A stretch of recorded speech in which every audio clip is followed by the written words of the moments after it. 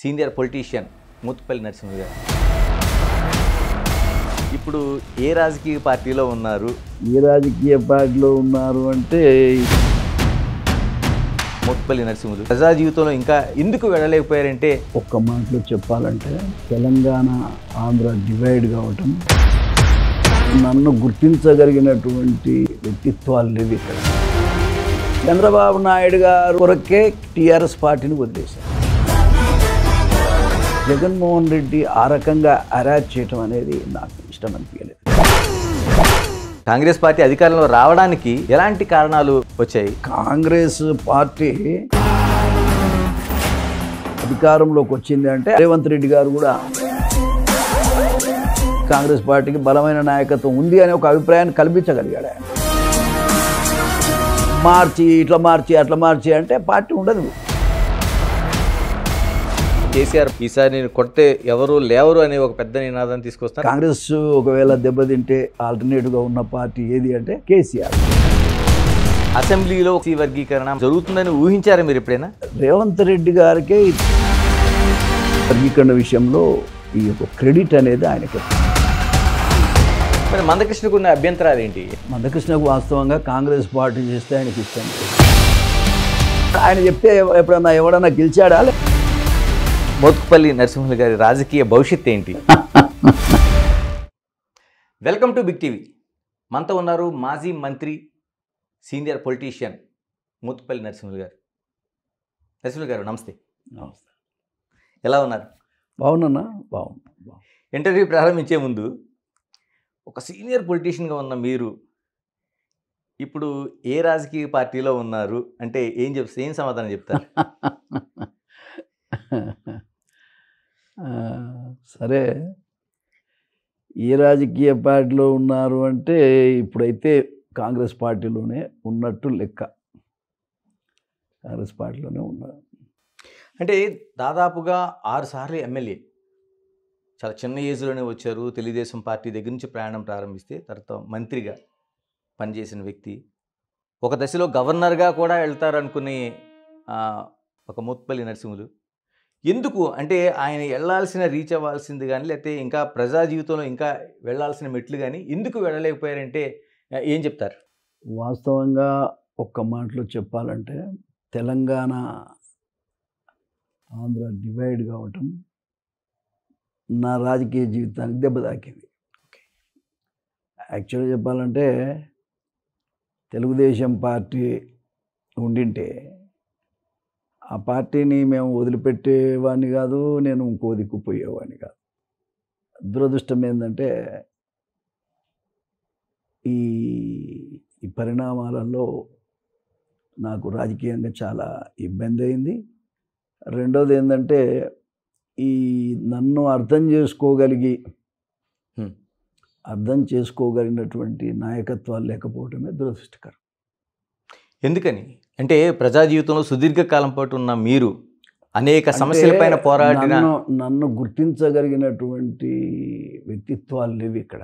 Okay, దానివల్లనే నష్టపోయా నేను. కారణం ఏంటంటే ఐఎమ్ నాట్ కరప్ట్. ఏమండి చెప్పమనం, ఎవడైనా రాజకీయ నాయకుడు నేను కరప్ట్ కాదని చెప్పమనం. నేను చెప్తున్నా ఐఎమ్ నాట్ కరప్ట్. నేను రెండోది ఏంటంటే నేను ఎవరికి మోసం చేసింది లేదు. క్యారెక్టర్ను బేస్ చేసుకొని. రెండోది ఏంటంటే ఎన్టీ రామారావు నాకు ఇచ్చిన అవకాశం, తెలుగుదేశం పార్టీ నాకు ఇచ్చిన అవకాశాన్ని సంపూర్ణంగా సద్వినియోగం చేసుకొని ప్రజా జీవితంలో శభాష్ అనిపించుకున్నటువంటి ఒక దళిత నాయకుడిని నేను. పేద వర్గాల నాయకుడిగా ఎదిగా నేను.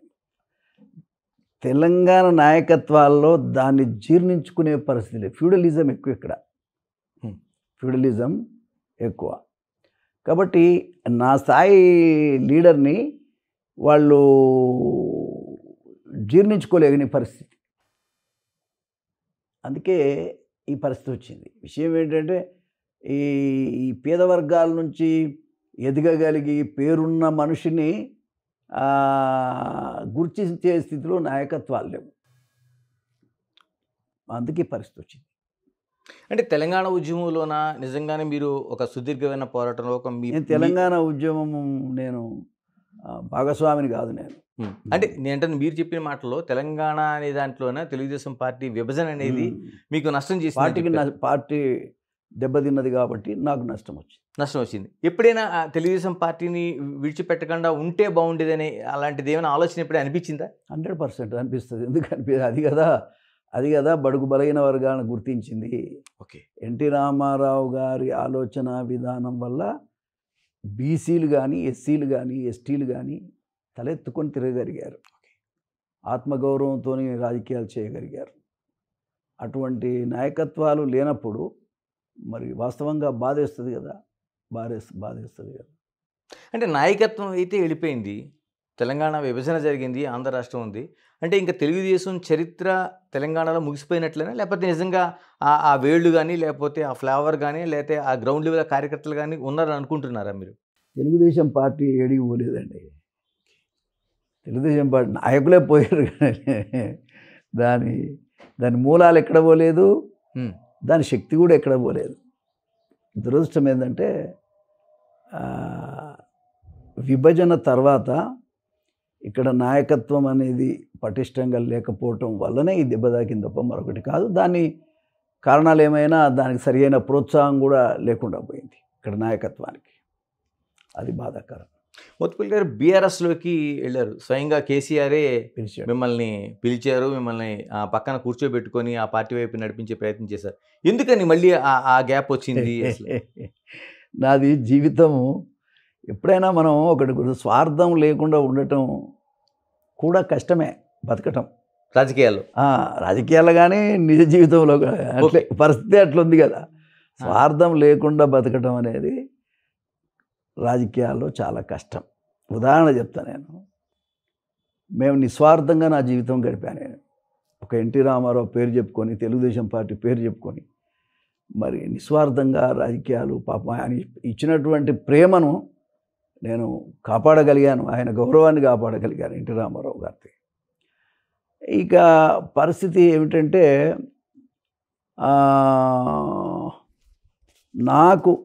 నాకు వ్యక్తిగతంగా తెలుగుదేశం పార్టీ దాని యొక్క శక్తి పేద ప్రజలకు బాగా ఉపయోగపడింది. ఆత్మగౌరవంతో బతకడానికి అవకాశం ఏర్పడినటువంటి పార్టీ. అయితే నా విషయంలో ఈ బీఆర్ఎస్ పార్టీలో చేరటం అంటే పాపం చంద్రశేఖరరావు గారు నాకేమీ పార్టీని విడిపోయేంత ఇబ్బంది ఏం పెట్టలే నన్ను. కాకపోతే ఏంటంటే సరే అక్కడ ఉండే పరిస్థితులు అక్కడ ఉన్నాయనుకోండి. అయినప్పటికీ ఈ మన చంద్రబాబు నాయుడు గారు అరెస్ట్ కావటం, ఆయనను జైల్లో పెట్టడం.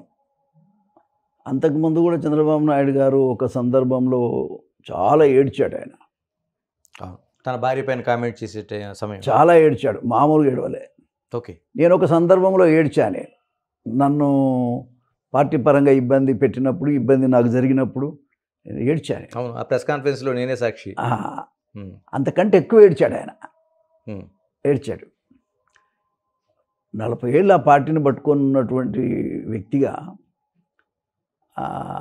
చంద్రబాబు నాయుడిని నాయకుడిగా స్వీకరించినటువంటి వ్యక్తిగా ఆఫ్టర్ ఎన్టీ రామారావు తర్వాత సరే నాకు వ్యక్తిగతంగా నాకు రాజకీయంగా చాలా నష్టం జరిగింది. ఈ డివిజన్ రావటం, ఆ డివిజన్లో నన్ను నా వ్యక్తిత్వాన్ని గుర్తించకపోవటం కొంచెం ఇబ్బంది అయింది.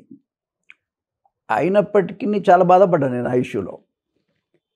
అయినప్పటికీ ఆయన జైలుకు పోవటం, ఆయన ఎక్కి ఏడవటం నాకు చాలా బాధ. నేను ఏడ్చిన. ఆయన ఏడ్చిన రోజున అసెంబ్లీలో అదే అమ్మగారిని ఏదో అంటే చంద్రబాబు నాయుడు స్వయంగా ఏడవటం, ఆయన మామూలుగా కాదు, ఎక్కి ఏడ్చాడు. ప్రెస్ కాన్ఫరెన్స్లో కూడా ఆయన ఎక్కి ఏడ్చాడు.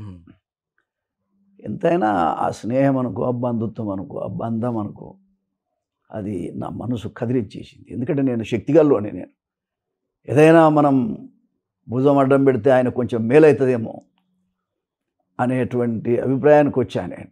రెండోది ఏందో ఒకరోజు దోమలు గరుస్తున్నాయని, ఆయనను చంపే అవకాశం ఉందని జైల్లో ఇట్లాంటి న్యూస్ అంతా బయటకు వచ్చింది. జైల్లో చంపే అవకాశం ఉంది, అంతకుముందు ఎవరో చచ్చారని, జైల్లో ఉన్నవాడు మరి ఈ పరిస్థితులన్నీ చూస్తూ ఉట్టిగా కూర్చోవాలంటే నాకు మనసు ఒప్పలే. కారణం ఏంటంటే అటాచ్మెంటే, ఒక మాటలో చెప్పాలంటే. అదర్వైజ్ నాకేమి వేరే ఇదేం లేదు, కేవలం అటాచ్మెంట్ ఉన్న అనుబంధం.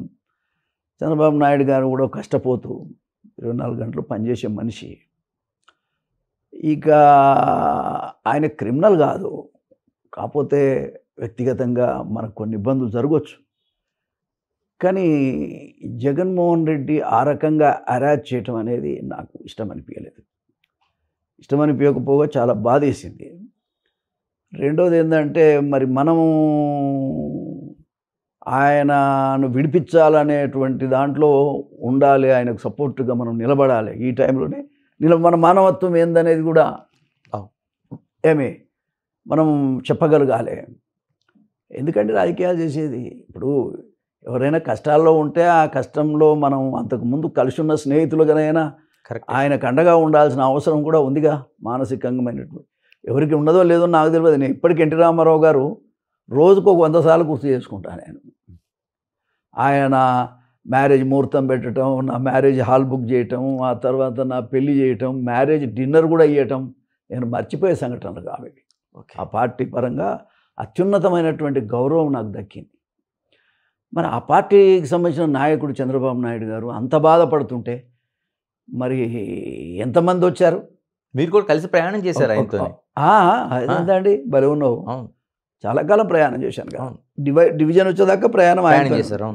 అటువంటి నాయకుడిని అరెస్ట్ చేయటం, జైల్లో పెట్టడం, ఆయన బాధపడటం, ఆయన ఏడవటం, ఇవన్నీ చూసినాక ఏ వ్యక్తి కూడా అంత మాత్రం కొంత ఆ పార్టీతో ఉన్న సన్నిహితం ఉన్నోడికి ఎవడు కూడా బాధపడకుండా ఉండలేడు.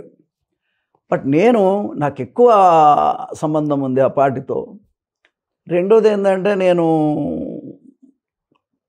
ఉద్యమాలు చేసుకుంటూనే వస్తున్నా జీవితం అంతా. ఒక మాట నన్ను నేను ప్రొటెక్ట్ చేసుకుంటూ రాజకీయాల్లో బతికేటువంటి జీవితం నాది. ఆయన అంత బాధపడుతున్నప్పుడు ఆయన ఏడిస్తే నేను ఏడ్చాను ఇంట్లో. ఎందుకు ఇట్లా పరిస్థితి వచ్చింది అనేటువంటిది. బట్ నేను తట్టుకోలేకపోయి నేను అప్పుడు చంద్రశేఖరరావు గారు కూడా ఆయనకున్న పరిస్థితులు ఏమున్నాయో కానీ ఆయన ఈ అరెస్టును ఖండించలే ఆయన కూడా. ఓకే. ఇంకోటి ఏంటంటే, జగన్మోహన్ రెడ్డి అంత దుర్మార్గంగా వ్యవహారం చేస్తున్నాడు. ఒక ఎస్సీ డాక్టరు మాస్క్ లేదని అడిగినందుకు చంపారు. ఏమండి, మాస్క్ లేదని అడిగినందుకు చంపారు. ఒక ఎస్సీ తమ్ముడిని అయితే గుండు గీసి చంపారు.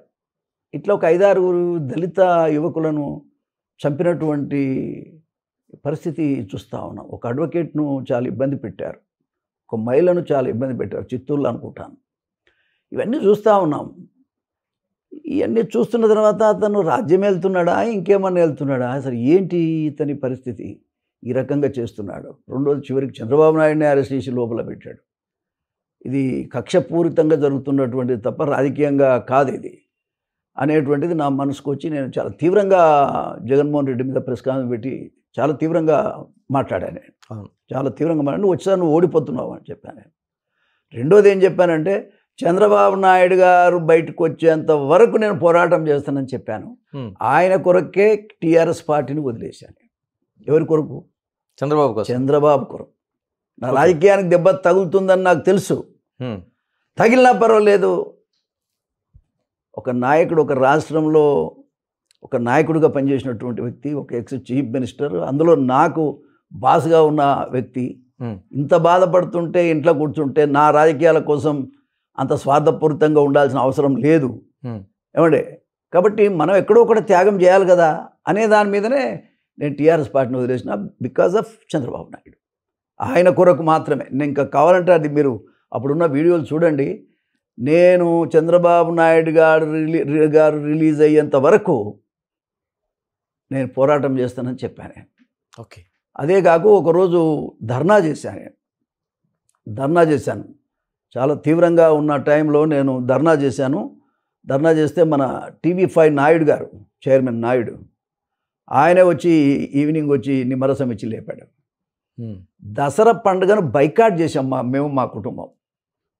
ఏమండి ప్రొటెస్ట్గా జగన్మోహన్ రెడ్డికి వ్యతిరేకంగా ప్రొటెస్ట్ చేశాను. ఒక సందర్భంలో ఆయనకు అనుకూలంగా ఇక్కడ ప్రొటెస్ట్ చేసేటువంటి చంద్రబాబు నాయుడు అరెస్టుకు వ్యతిరేకంగా నిరసన చెప్తున్నటువంటి ఇది మన సాఫ్ట్వేర్ ఇంజనీర్స్, సాఫ్ట్వేర్ ఎంప్లాయీస్, ఆంధ్రకు సంబంధించినటువంటి యువత పెద్దలు అంతా కూడా పెద్ద ఎత్తున స్పందన వచ్చింది ఇక్కడ తెలంగాణలో కూడా. వాళ్ళని ఉద్దేశించి కూడా ఒక సందర్భంలో అప్పుడున్న గవర్నమెంటు ఇక్కడ ఏముంది ఇక్కడ అనేటువంటి అభిప్రాయం చెప్పారు. నేను దానికి వ్యతిరేకంగా కూడా ఆ రోజు నేను ఇచ్చినటువంటి స్టేట్మెంట్ల వల్ల అక్కడ ఆంధ్రలో ఒక ఊపు వచ్చింది, తెలంగాణలో కూడా ఊపు వచ్చింది. విన్నారా? ఆ దశలో నేను మూమెంట్ చేశాను. ఆనాడు వాస్తవంగా నన్నేమి కేసీఆర్ గారు ఒక మాట అన్నదేం లేదు, కానీ నేనే మరి చంద్రబాబు నాయుడు జరిగినటువంటి అన్యాయం మీద నేను స్పందించి నా రాజకీయ జీవితాన్ని కూడా వదులుకొని ఆయన కోసం నేను పనిచేశాను. కలిసారా తర్వాత ఏమైనా చంద్రబాబుని ఏమైనా అంటే ఆ జైలు నుంచి వచ్చారు, ప్రభుత్వం మీరు అనుకున్నట్టుగానే మారింది, ఇప్పుడు సీఎంగా ఉన్నారు, కలిసారా ఎప్పుడైనా? ఇప్పుడు ఏమనగలుగుతా సార్, ఆయన ముఖ్యమంత్రి కావాలనుకున్నాం. ఒక సందర్భంలో అప్పుడు నేను అప్పుడు కారు అని చెప్పాను. అప్పుడంటే ఆనాడు జరిగిన పరిణామాలను బట్టి కాలేదు కూడా. ఈసారి చంద్రబాబు నాయుడే ముఖ్యమంత్రి, జగన్ ప్రజాద్రోహిగా చెప్పాను. చంద్రబాబు నాయుడు గారు ముఖ్యమంత్రి అయ్యారు. నేను స్పందించినటువంటి నా జీవితం కూడా అరే ఏదైనా కానీ ముఖ్యమంత్రి అయ్యారనేటువంటి తృప్తి నాకుంది. ఇక సరే నన్ను పిలిచారా అంటే పిలుస్తాడేమో ఎదురు చూస్తున్నాం. ఎప్పుడన్నా రాజకీయాల కొరకు కాకపోయినా అనుబంధం కొరకైనా ఆయన కోసం నేను ఒక పార్టీనే వదిలిపెట్టి త్యాగం చేసినందుకైనా ఎప్పుడైనా పిలుస్తుండొచ్చు. ఇలాగే రాష్ట్రంలో రాజకీయాల కోసం ఒకసారి మాట్లాడుకుందాం. బీఆర్ఎస్ దాదాపుగా తెలంగాణ తెచ్చిన పార్టీగా ఆ పార్టీ ప్రమోట్ చేసుకుంది. తర్వాత ఒక 2 అంటే దశాబ్ద కాలం పాటు అధికారం ఇచ్చింది. ఎందుకు ప్రజలకు దూరం అయింది అనుకుంటున్నారు? ఎందుకంటే సుదీర్ఘ రాజకీయ అనుభవం మీరు. అట్లా కాదు, ఇప్పుడు ఏ పార్టీ అయినా 10 ఏళ్ళ అధికారంలో ఉండటం అనేది చాలా గొప్ప. 10 ఏళ్ళ అధికారంలో ఉన్న తర్వాత వ్యతిరేకత కూడా వస్తుంది. ఏ పార్టీ మీదైనా వచ్చి ఎన్టీ రామారావు గారు ఆయన మాండలిక విధానం తీసుకొచ్చి పటేల్ పరివార్ విధానం రద్దు చేసి, ఒక మాట మనం అనుకుందాం, మహిళలకు ఆస్తిలో హక్కిచ్చి మహిళలకు పొలిటికల్గా 9% అనుకుంటాను ఆ రోజులలో రిజర్వేషన్స్ ఇచ్చి, బీసీలకు 20% రిజర్వేషన్లు ఇచ్చి, తర్వాత ఎస్సీలకు గురుకుల పాఠశాలలు పెట్టి, ఇల్లు కట్టి, పక్కా గృహ నిర్మాణం పెట్టి, ఇవన్నీ చేసిన టైంలో కూడా ఆయన ఓడిపోయాడు. ఏమి ఓడిపోయాడు? ఆయన ఎవరికేమో అన్యాయం చేసింది ఏం లేదు, ఆయన ఓడిపోయాడు. అంటే నేను అనేది ఏంటంటే ఈ ప్రజాస్వామ్యంలో ప్రజలు ఒక్కోసారి చిన్న చిన్న విషయాలను కూడా పట్టించుకుంటారు. వాళ్ళు అంటే 10 ఏళ్ళకి ఒకసారి, వాళ్ళు 10 ఏళ్ళ తర్వాత ఒప్పుకోరా? 10 ఏళ్ళు కాదు, 5 ఏళ్ళకే తీస్తుంటాయి. తమిళనాడులో అయితే 5 ఏళ్ళకి ఒకసారి జయలలిత లేకపోతే కరుణానిధి ఉన్నటువంటి సందర్భాలు మనం చూసాం. ఇక్కడ 10 ఏళ్ళు అనేది ఎక్కువ. అంటే పశ్చిమ బెంగాల్ కావచ్చు, లేకపోతే ఒడిశా కావచ్చు, 20 ఏళ్ళకి పైగా వాళ్ళు 25 ఏళ్ళు వరకు కొనసాగించిన దాఖలాలు ఉన్నాయి కదా. కమ్యూనిస్ట్ పార్టీ కావచ్చు, లేకపోతే పట్నాయక్ కుటుంబానికి కావచ్చు. అంత త్యాగం చేసినటువంటి పరిస్థితి కూడా ఉండాలి కదా. ఓకే, త్యాగం అనేది మనిషిని నిలబెడుతుంది, మోరల్ కరేజ్. ఇప్పుడు నేను ఉన్నానుకో, నేను ఏదైనా మాట్లాడతాను. నేను కారణం ఏంటి?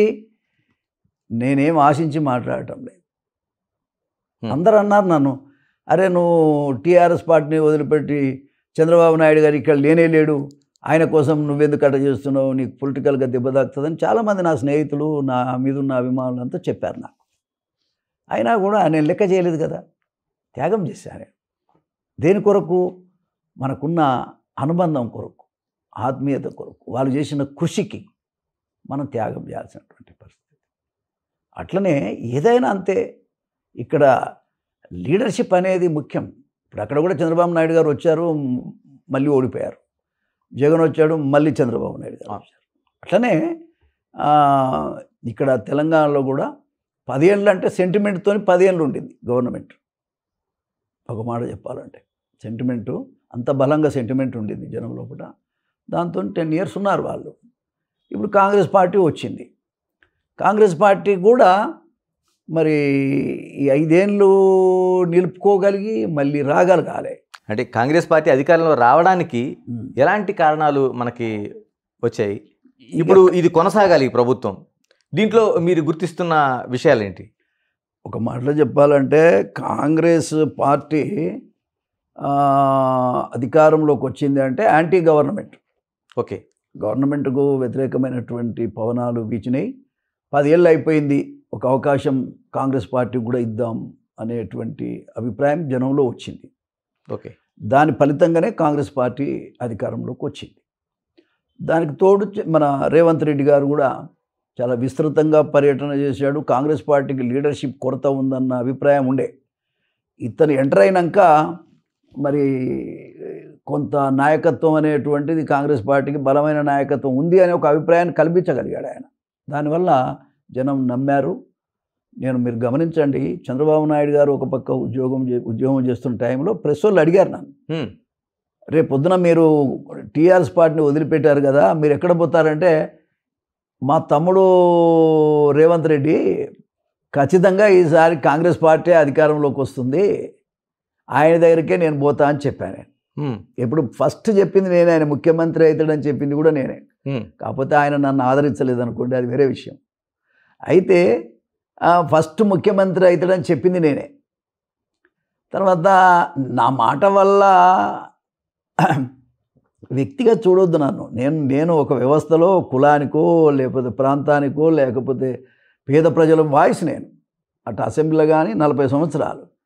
కాబట్టి ప్రజలు మరి నాలాంటోడు ఖచ్చితంగా కాంగ్రెస్ పార్టీ వస్తుందని చెప్పిన తర్వాత ఎంతో ఊపు వచ్చింది వాతావరణంలో.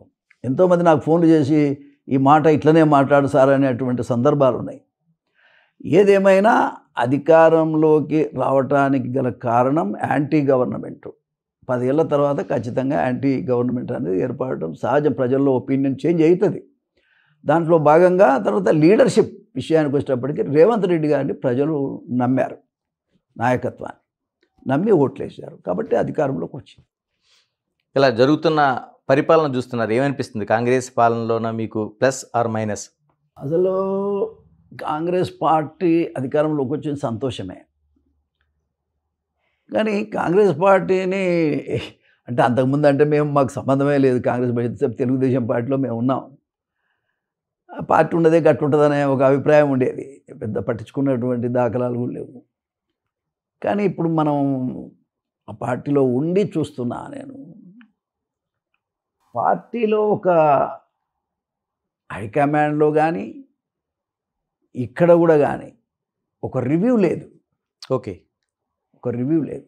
మంచి ఏంది, చెడు ఏంది ఆలోచన చేయగలిగే. ఇప్పుడు ఇన్ని రోజులు అయింది, ఇంత పెద్ద మనిషిని 6 సార్లు గెలిచాను, ఒక దళిత నాయకుడు అంటే పట్టుకొని అసలు ఎంతో గౌరవించాల్సినటువంటి అవసరం ఉంది. పార్టీకి లబ్ధి తీసుకోవాల్సినటువంటి అవసరం ఉంది.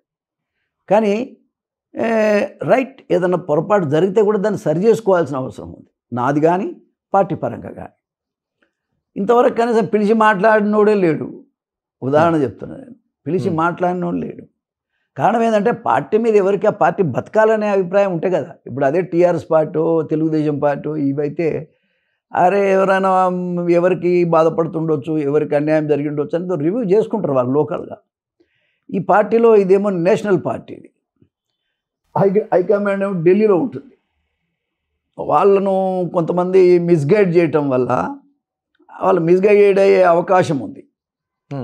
ఆ రకంగా జరిగిన పరిణామాలలో ఇవాళ పార్టీ కొట్టుమిట్టాడుతుంది.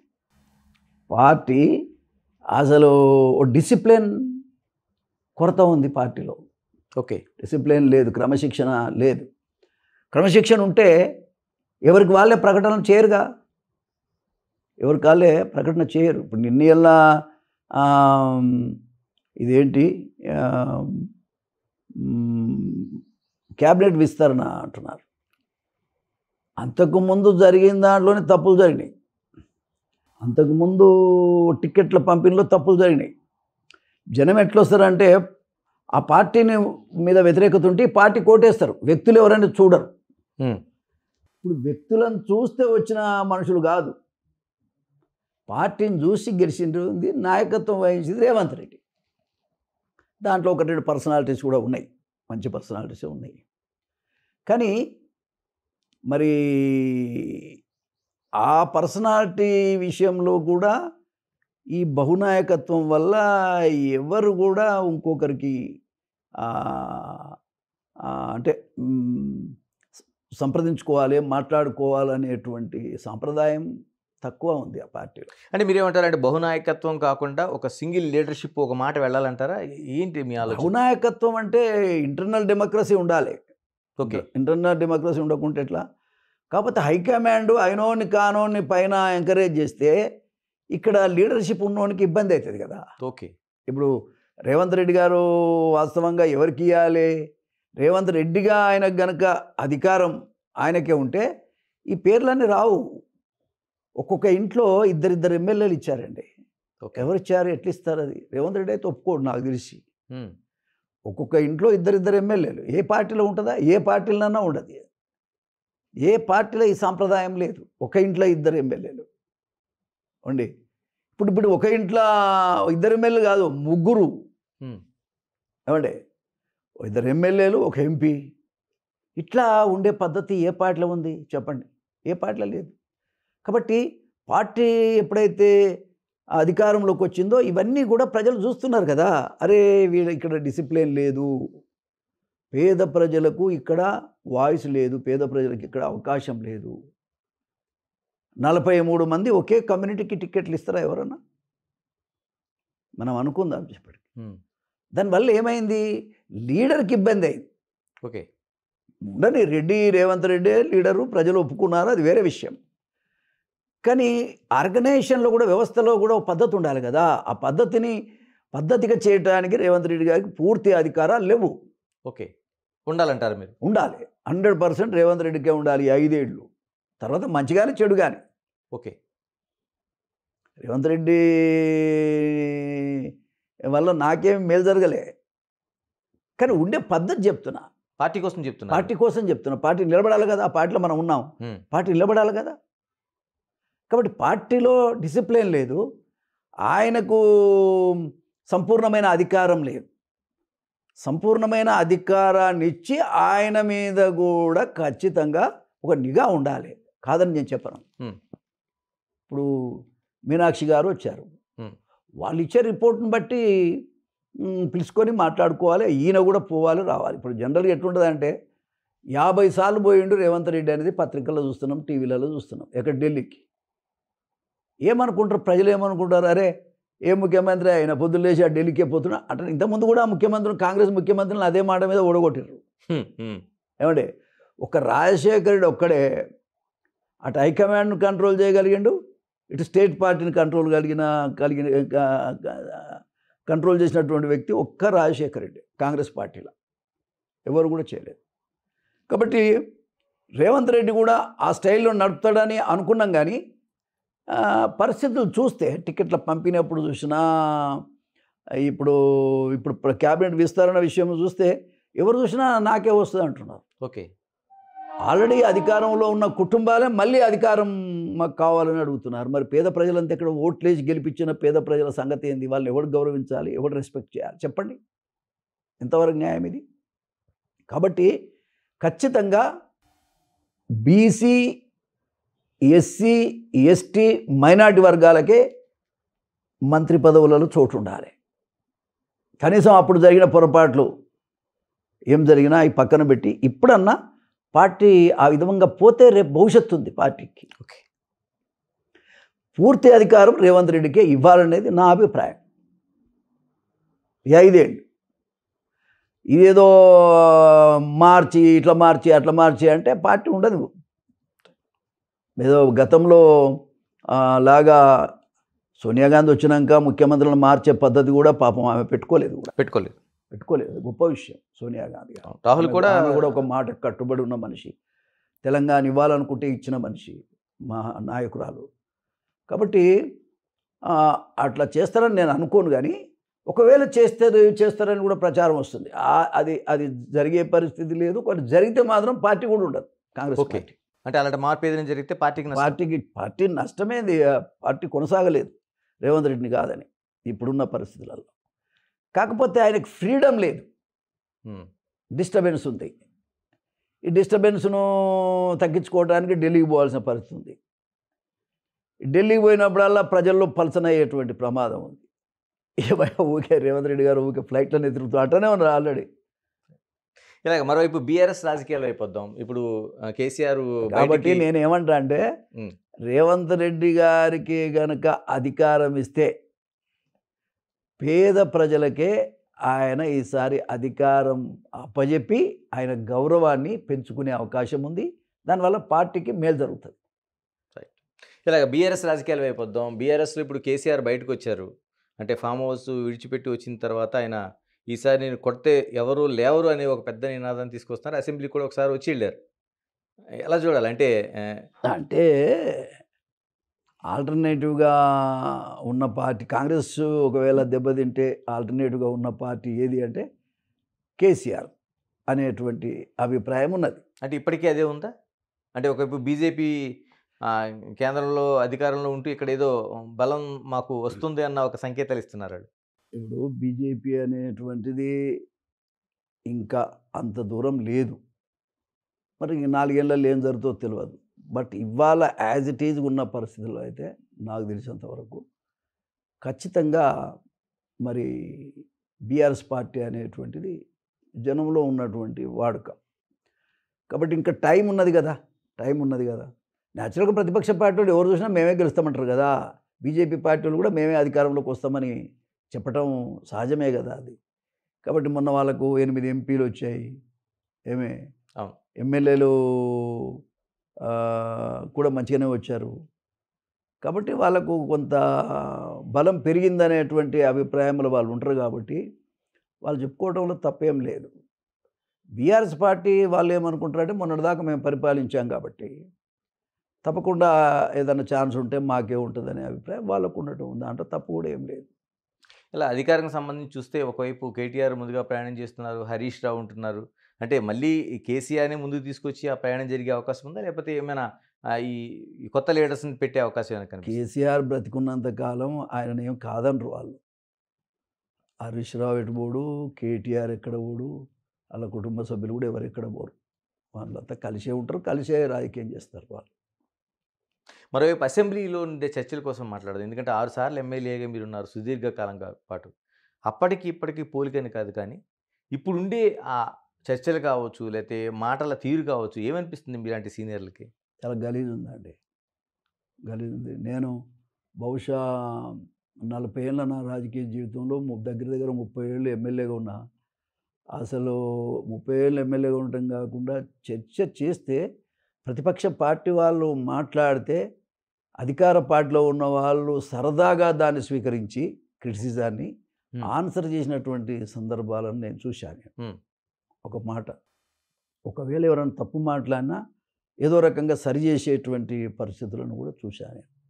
కానీ ఇప్పుడు ఏముందండి, నువ్వెంతరా అంటే నువ్వెంతరా అన్న అభిప్రాయం ఏముంది తప్ప సరైన పద్ధతి లేదు. ప్రతిపక్ష పార్టీ మాట్లాడకుండా చెయ్యాలనేది అధికార పార్టీని ఇరకాటంలో పెట్టాలనేది ప్రతిపక్ష పార్టీ అట్లా కనపడుతున్నాయి. అది కరెక్ట్ కాదు.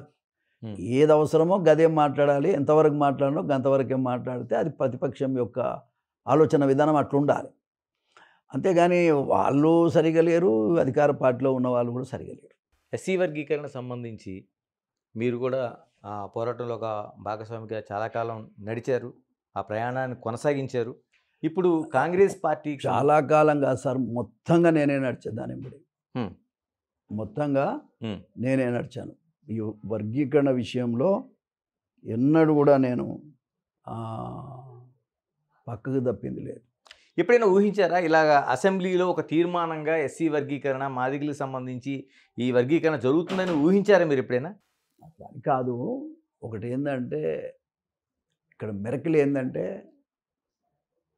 సుప్రీంకోర్టు జడ్జిమెంట్ ఇవ్వటం. అవును, పార్లమెంట్లో కాలేదు, ఇంకా పార్లమెంట్లో కాలే. అవును, సుప్రీంకోర్టు జడ్జిమెంటు ఆ రకంగా ఇస్తారని అయితే నేను ఊహించలేదు, ఉన్నమాట చెప్పాలంటే.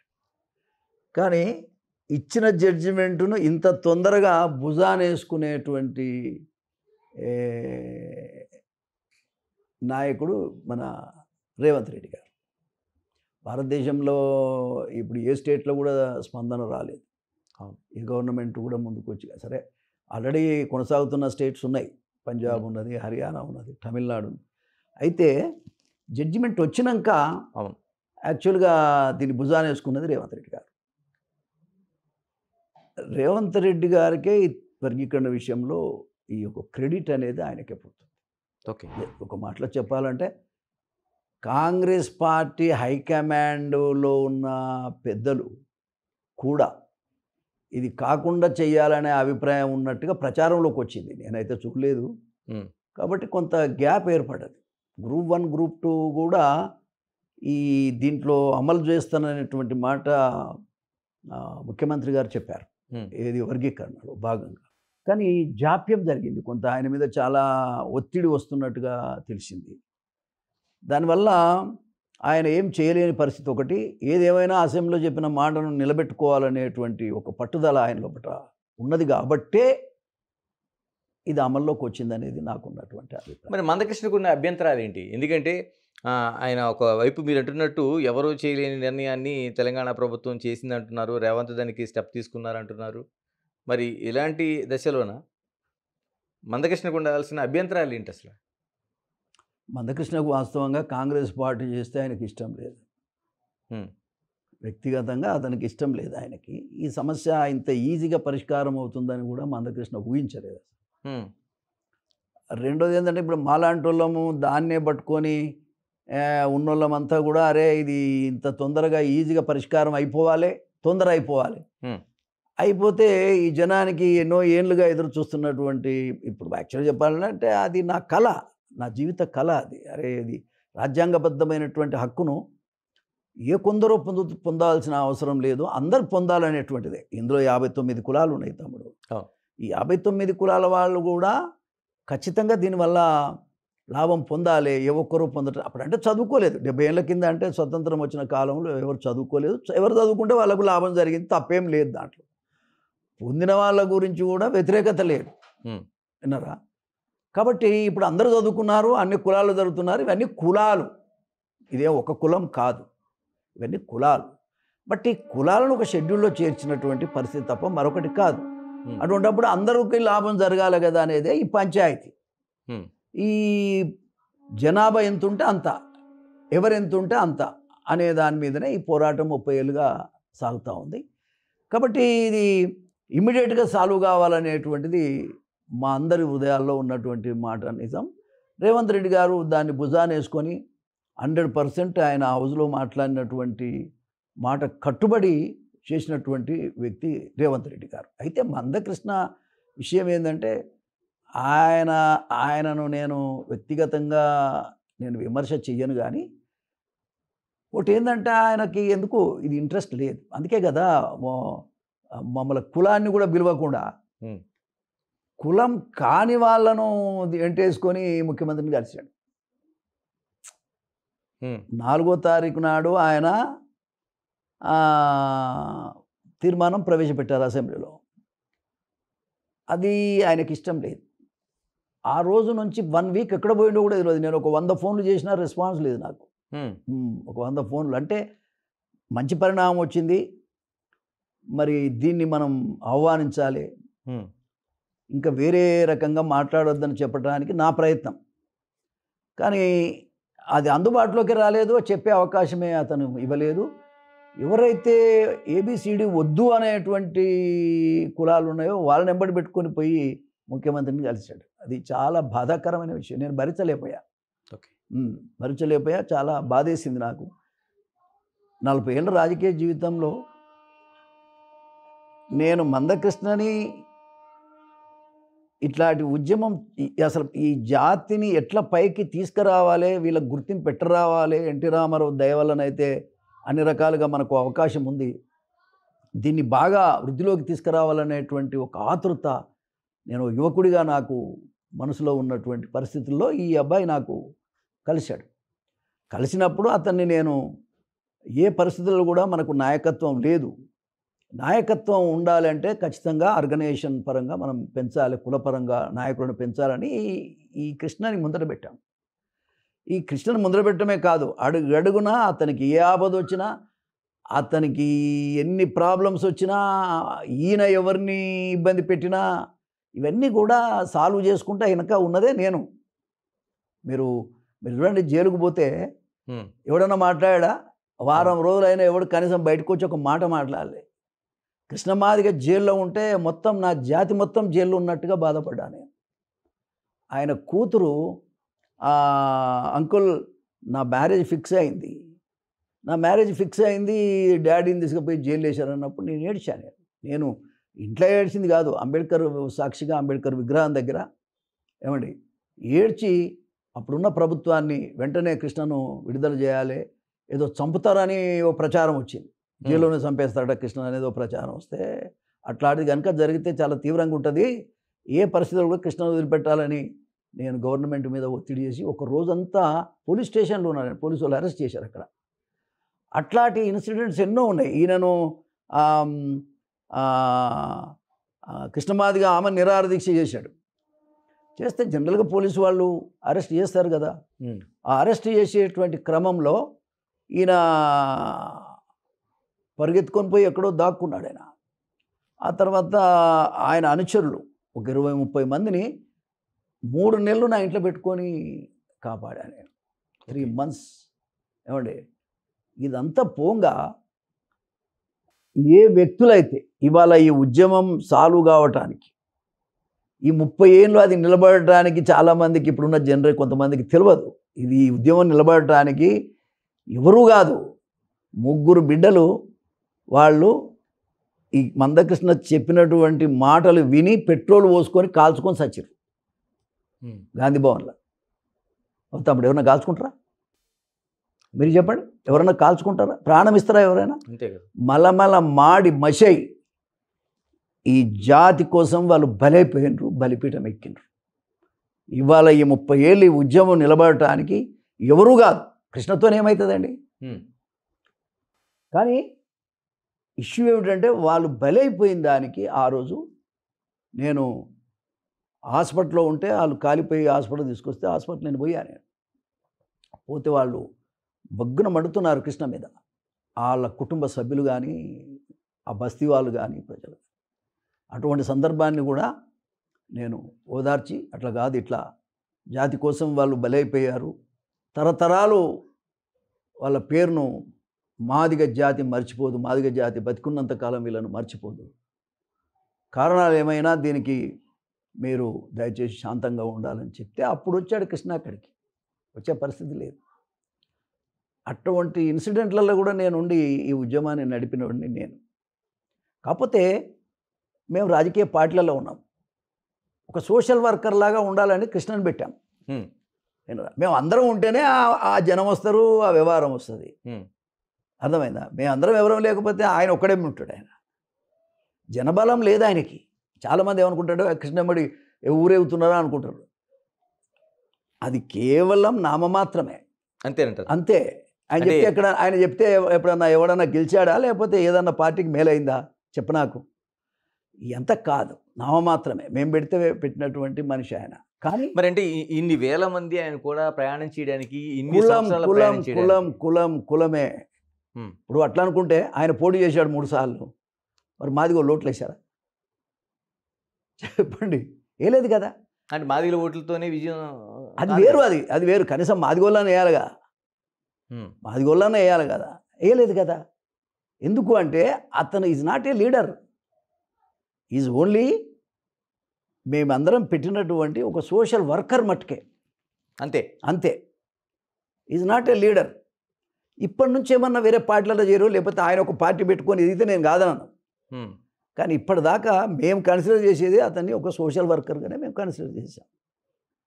కాబట్టి మీరు అర్థం చేసుకోండి, నేను ఎప్పుడైతే మమ్మలను కాదని 40 ఏళ్ళు పొలిటికల్గా ఉన్న జాతి నుంచి ఉన్నటువంటి నేను అడుగడుగున చేయి పట్టుకొని నడిపించిన నేను, మమ్మల్ని కాదని కులం కాని వాళ్ళని తీసుకుపోయి ముఖ్యమంత్రిని కులం పేరు మీద కులానికి సంబంధించిన విషయాలు మాట్లాడదామంటే వాళ్ళని తీసుకుపోయి మాట్లాడినప్పుడు మేము చాలా ఇబ్బంది పడ్డాను. కులానికి ఏం వాల్యూ ఉంది, నాయకులకి మనకేం వాల్యూ ఉన్నది, తప్పు కదా అతను చేసే పని అనేటి దాని మీదనే నేను కూడా డిఫర్ అయ్యి, రేవంత్ రెడ్డి గారు చేసింది ఏదైతే ఉందో అది 100% కరెక్ట్, దాని మీద అందరం సపోర్ట్ చేయాల్సిందే. ఏమి ఈ సమస్య ఇంతటితో పోవాలి. ఎవరైతే ఏ ఏ తమ్ముళ్ళు యువకులు బలిదానం చేశారో, బలిపీఠం ఎక్కారో, త్యాగాలు చేశారో, రక్త తర్పణం చేశారో మన జాతి కొరకు, వాళ్ళను మర్చిపోవద్దు అని వెంటనే నేను 4వ తారీఖు నాడు తీర్మానం ప్రవేశపెట్టిన తర్వాత వెంటనే వాళ్ళ ఇళ్ళలో పోయాను. నేను ఒక విచిత్రకరమైన పరిణామం మీరు అర్థం చేసుకోవాలి. ఒక ఉద్యమకారుడు ఆయన మాటలు విని ఎంతో నమ్మకంతో కుటుంబాలను కూడా వదిలేసి వాళ్ళు చచ్చిపోయారు. ఒక్కసారన్నా విజిట్ చేయాలన్నా వద్దా సార్? ఒక్కసారన్నా ఆత్మ బలిదానం చేసుకున్నారు, బలిదానం అయ్యారు కదా. మరి అటువంటి వ్యక్తుల ఇళ్లకు ఒక ఉద్యమకారుడిగా వెళ్ళాలన్నా వద్దా? ఆయన మాటలు చచ్చారు కాబట్టి. ఇంకా అర్థమవుతుందా పాయింట్? ఆయన మాటలు విని ఈ ఉద్యమం కొరకు పెట్రోల్ పోసి కాల్చుకున్నారు. పోసుకొని కాల్చుకున్న వ్యక్తుల కుటుంబాలను దర్శించాలన్నా వద్దా? ఎందుకు వెళ్ళలేదంటారు? అదే కదా మరి ప్రశ్న. వెళ్ళలేదు ఆయన. వెళ్ళకపోగా వాళ్ళు పాపం అడుక్క తినే పరిస్థితిలో ఉన్నాను నేను పోతే. అయ్యా ఆ రోజు చనిపోయిన రోజు వచ్చారు మీరు కూడా, మరి మా పరిస్థితి ఇట్లా ఉందయ్యా, మా పిల్లలు మేము పోగొట్టుకున్నాం, మా పరిస్థితి ఇట్లా ఉందని వాళ్ళు చెప్పారు. చాలా బాధ వేసింది.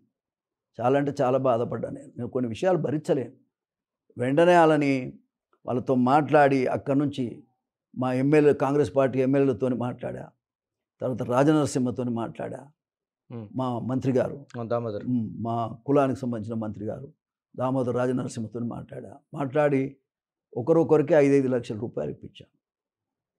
మీరు చూసే ఉంటారు, ఏది మన టూరిస్ట్ ప్లాజాలో మీటింగ్ పెట్టి ఒకరొకరి దగ్గర ఒక 40 లక్షల రూపాయల వరకు ఇమ్మీడియట్గా పంపిణీ జరిగింది. అది రాజనరసింహ నాయకత్వంలోనే జరిగింది, మంత్రి గారి నాయకత్వంలో. అంటే వాళ్ళకి ఎంతో రావాల్సినటువంటి డబ్బులను కూడా, వాళ్ళ పేరు మీద వసూలైన డబ్బులు కూడా మాకు ఇవ్వలేదనేది వాళ్ళ తల్లిదండ్రుల యొక్క ఆవేదన చెప్తున్నారు. అప్పుడు ఎంత మనసు బాధేస్తుంది చెప్పండి, చాలా బాధకరం. ఉద్యమంలో బలైపోయిన వాళ్ళను కూడా పరామర్శించలేని పరిస్థితిలో ఆయన ఉన్నాడంటే ఆయనకు ఉద్యమం పట్ల, మాదిగ జాతి పట్ల ఏ రకమైన అభిప్రాయం ఉందో గమనించాలి. అంటే 40 ఏళ్ల తన కృషికి ఏదైతే ప్రధాని నరేంద్ర మోదీ ఈ రోజున దానికి ఆచరణలో పెట్టడానికి ఆయన చేసిన కృషి అని ఆయన కన్నీరు కార్చాడు పట్టుకొని. ఒక మాట చెప్తాను నీకు, ఎవరు కార్చారు కన్నీరు? మందకృష్ణ మాదిగ.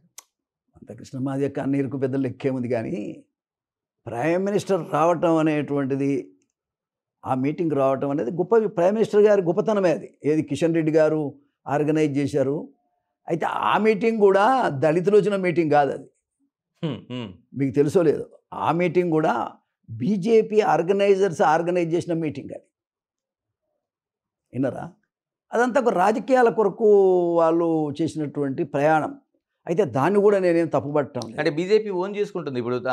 ఇప్పుడు మా కృషి ఫలితంగానే ఈ రోజున వర్గీకరణ బిల్లు తెలంగాణ అసెంబ్లీలో కావచ్చు, అయితే సుప్రీంకోర్టు తీర్పు అంత తొందరగా రావడానికి గల కారణం ఉంటుంది. నేను మాట చెప్తా, కారణాలు ఏమైనా సెంట్రల్ గవర్నమెంటు సుప్రీంకోర్టులో పాజిటివ్ అఫిడవిట్ ఇచ్చింది. ఓకే, అందుకు నరేంద్ర మోడీ గారికి, కిషన్ రెడ్డి గారికి కూడా నేను ధన్యవాదాలు తెలియజేస్తాను. దాంట్లో మనకు వేరే అభిప్రాయం లేదు. కులపరంగా జరిగిన న్యాయం కదా, ఇందులో రాజకీయాలు ఎందుకు? మనకు ఎవరు మన కులానికి న్యాయం చేస్తే, ఏ పద్ధతిలో చేస్తే వాళ్ళందరికీ ధన్యవాదాలు చెప్పాల్సిందే. మనం అన్ని కులాల వాళ్ళు కూడా ఒప్పుకొని ఉద్యమానికి సపోర్ట్ చేసినటువంటి ఉద్యమం ఏదైనా ఉంటే అది మాదిగల ఉద్యమం, దండోరా ఉద్యమం. కారణం ఏంటి అంటే, అరే వీళ్ళకి అన్యాయం జరిగింది, 70 సంవత్సరాలుగా అన్యాయం జరిగింది అనేది అన్ని కులాల వాళ్ళు గమనించారు. అందరి సపోర్ట్ ఉన్నది, అన్ని రాజకీయ పార్టీల సపోర్ట్ ఉంది. ఈవెన్ టీఆర్ఎస్ పార్టీ కూడా ఆనాడు మన్మోహన్ సింగ్ గారి గవర్నమెంట్కు ఈడ రెజల్యూషన్ పాస్ చేశారు. కేసీఆర్ కూడా ఒకసారి పోయి మన్మోహన్ సింగ్ను కూడా కలిశాడు, వారికి కూడా ధన్యవాదాలు. ఇప్పుడు అడుగడుగున అందరూ సపోర్ట్ చేశారండి. ఫైనల్గా కేంద్ర ప్రభుత్వం చేసే తప్ప ఇది కాదు సార్. ఇది అంటే పార్లమెంట్లో జరగాలి, పార్లమెంట్లో రెజల్యూషన్ పాస్ చేసి పార్లమెంట్లో చట్టం తీసుకొస్తే తప్ప ఇది సాధ్యం కాదు. కానీ అదృష్టం ఏంటంటే, కారణాలు ఏమైనా ఈ పంజాబ్ గవర్నమెంట్ ఉంది కదా, వాళ్ళు వేసినటువంటి పిటిషన్ ఏదైతే ఏబిసిడి వర్గీకరణ జరగాలని వాళ్ళు చేసినటువంటి పోరాటంలో భాగంగా అందరు ఇంప్లీడ్ అయ్యారు. ఏమండి, దాన్ని దృష్టిలో పెట్టుకొని కేంద్ర ప్రభుత్వం కూడా పాజిటివ్గా